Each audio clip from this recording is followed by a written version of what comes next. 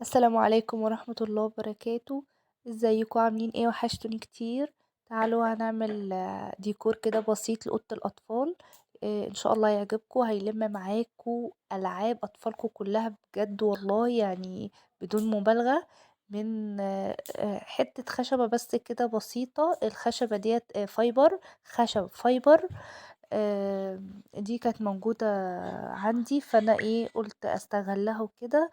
الديكور ده حلو قوي، انا بشوفه معمول بالمكرمية وتحف وحاجات من دي كده، فجات لي الفكرة ان انا اعملها، لان عندي شوية دباديب كده، فانا بصراحة بيضايقوني كده، فانا قلت عايزة لهم مكان احطهم فيه.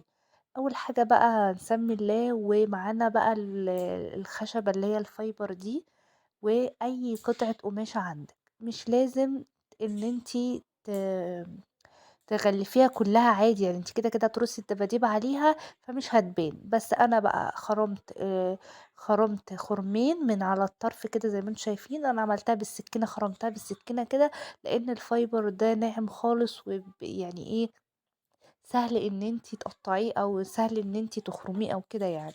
بيبقى تقريبا عبارة عن نشارة فمكبوسة يعني. فانا عملتها بالسكينة كده واتعملت على طول يعني.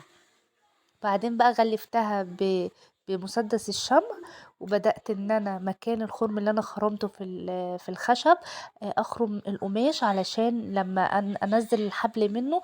عندك اي حبل بقى شكله حلو. الحبل ده بصراحة بتاع حزام بتاع شروال كده، بنطلون شروال. فانا ما كنتش عايزاه كده يعني، فخدته ان انا حطيته كده وقعدته عقدة من تحت.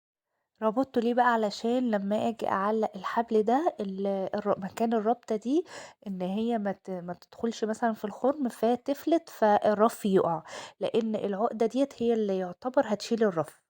وتخيلوا بقى الرف ده كله هنعلقه على مسمار، يعني مسمار واحد هيقدر ان هو يشيل الرف ده كله. بس كده الفكرة بسيطة، وبصراحة فكرة حلوة قوي، لأنها شالت لي كمية ألعاب كويسين قوي، دول اللي كانوا مضايقني. بصراحة كانت شكلها حلوة قوي، ويعني أكنها ديكور فعلا معمول في الأوضة. مش هتخيلي اللي انتي اللي عاملاه من جماله وشياكته.